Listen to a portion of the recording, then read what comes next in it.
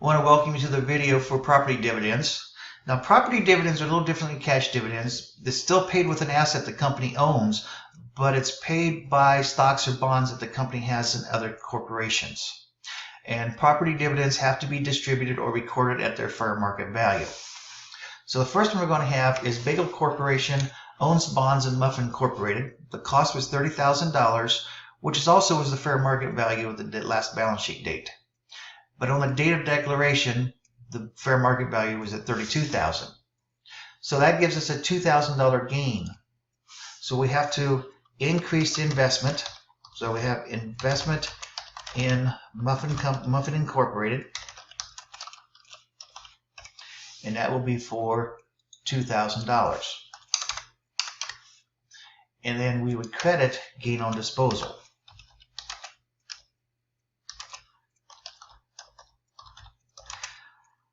Of investment.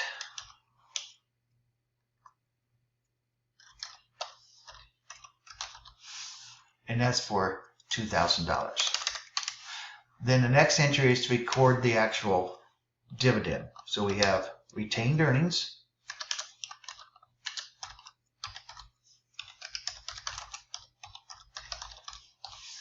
and that's for the fair market value of $32,000, and we credit property dividends payable.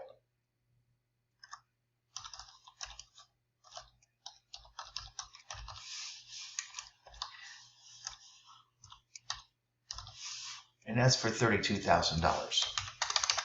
Okay? On the date of payment, we'll debit the property dividends payable and we'll credit the investment account. And both of those will be for $32,000. That actually, it reduces the investment account to zero now, and the property dividends payable will be zero. Okay. Now, what happens if you have available for sale securities that you sell? In like this case, in the market value, fair market value at the last balance sheet date is not equal to the cost. So that's what this example is going to do. So we have available for sale securities of property dividends. Bagel Corporation declares a property dividend on May 15th, payable in Muffin Corporation Company's bonds. Bagel purchased the bonds for $20,000.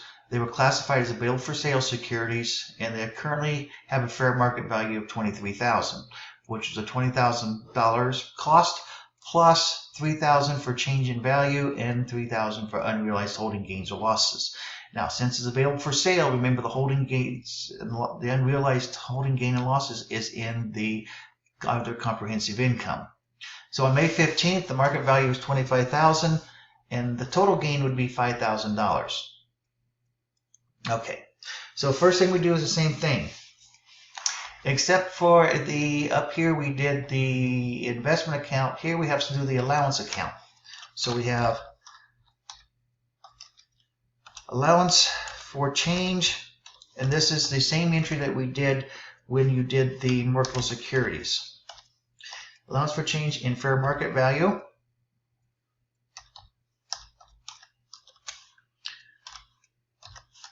And that's for $2,000 because we already have $3,000 in there. Then we have to get rid of the unrealized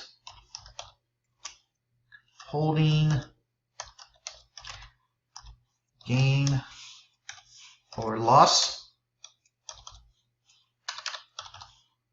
Okay, for the available for sale securities. And that, remember, we had $3,000 in there because it has a credit balance. We want to get rid of that one. And then we have a gain on sale of investment. And that's for $5,000. Okay.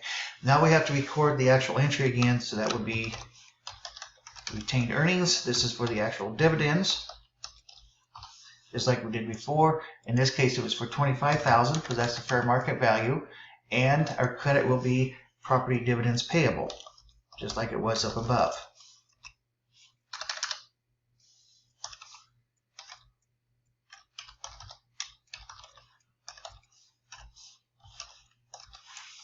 and that's for $25,000. Okay. On the date of payment, well, we're going to get rid of the property dividends payable. Okay. We will credit the investment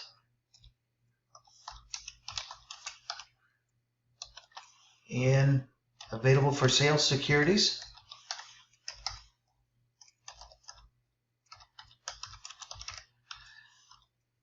So that's where it's at right now. Oh, this is for $25,000, by the way. This would be at our cost of $20,000, because remember, we never changed the actual cost. And then we credit also the allowance for change in value of marketable securities. Allowance for change in fair market value, because that now has $5,000 in it. Okay. That is property dividends. Okay. Next, we're going to talk about stock dividends. There are two types of stock dividends. There's a small stock dividend and a large stock dividend. Let's move this over a little bit so you can actually see it. There we go. Okay, so the small stock dividend is 20%, 25% or less. A large dividend is over that, and it uses, and the difference also is that the stock dividend, small dividend, uses fair market value, whereas the large dividend uses par or stated value. Okay. For an example of that, here's an example. We have common stock, $5 par value, 10,000 shares issued, 30,000 shares authorized, and that would give you a total of $50,000, because you take 5 times 10,000 gives you 50,000. Additional paid in capital, $75,000. That's just a number you're given. Retained earnings is $150 for a total of $255. Part of this is going to show you how this affects us up here. Okay. So with this, small dividend. Bagel Corporation has 10,000 shares of $5 par value common stock outstanding on June 25th. They declared a 10% dividend. Bagel is selling currently for $26 a share. Okay. So date of declaration, you'd have the 10,000 times the 10%, because we have 10,000 shares is a 10% dividend, which means we're going to issue an additional 1,000 shares at $26 a share, so it's $26,000. So our journal entry for that would be debit to retained earnings.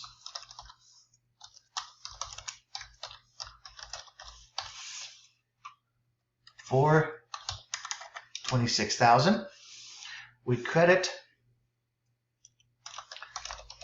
common stock dividend distributed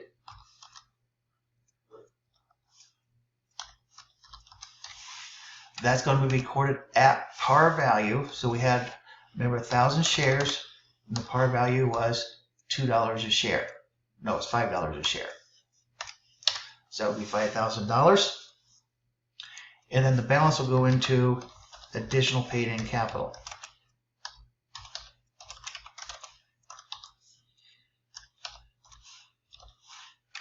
And that will be for $21,000. Okay. Common stock dividend distributed is at par or stated value. Okay. And then additional investment will go in there. Date of issuance, you debit the common stock dividend distributed for the $5,000, and you credit common stock, and that will be for also the $5,000. Okay. Now what I have here, so I want to show you how this changes down here. We have common stock $5. Now we have 11,000 shares issued. So this is equal to the 50,000 we had up here plus the 5,000. The additional paid in capital is equal to the 75,000 plus the 21, and retained earnings is the 130 minus the 26, and that gives you a total of 255,000, just like we had before. So it doesn't. It is a redistribution of how it's in the stockholders' equity section, but the total stays the same on a stock dividend, and you get stock for this instead of cash. Okay. For large dividends, this is recorded at par value. So Bagel Corporation has 10,000 shares of $5 par value stock issued and outstanding. On June 25th, they declared 50% stock dividend. Bagel is currently selling for $26. Okay, so in this case, if we take 10,000 shares times 50%, that gives me 5,000 shares at $5 or 25,000. So the date of declaration, we would debit retained earnings.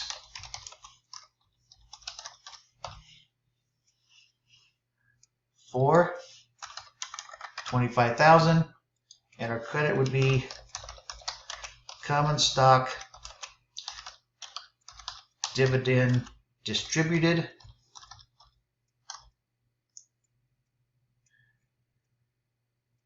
TRIBUT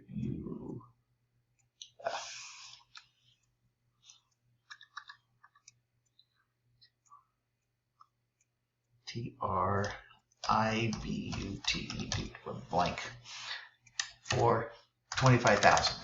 Okay. Date of issuance. You debit common stock dividend distributed for 25,000, and you credit common stock. And that's for 25,000. Okay. How this affect the sheet that we had above? Well, you have common stock, $5 par value, 15,000 shares issued now instead of 10 because we doubled it. We have 30,000 shares authorized, but the value of that would be my original 50,000 plus my 25,000 plus my 25,000. Okay. Additional paid-in capital hasn't changed. That's just going to be the 75,000. Retained earnings will be the 130 minus the 25,000. And your total over here is still going to be 255,000, just like it was before. So again, that doesn't change anything. Okay, that's stock dividends. So the next one we're going to be doing is the next video is for the simple and complex. We're going to be going to earnings per share.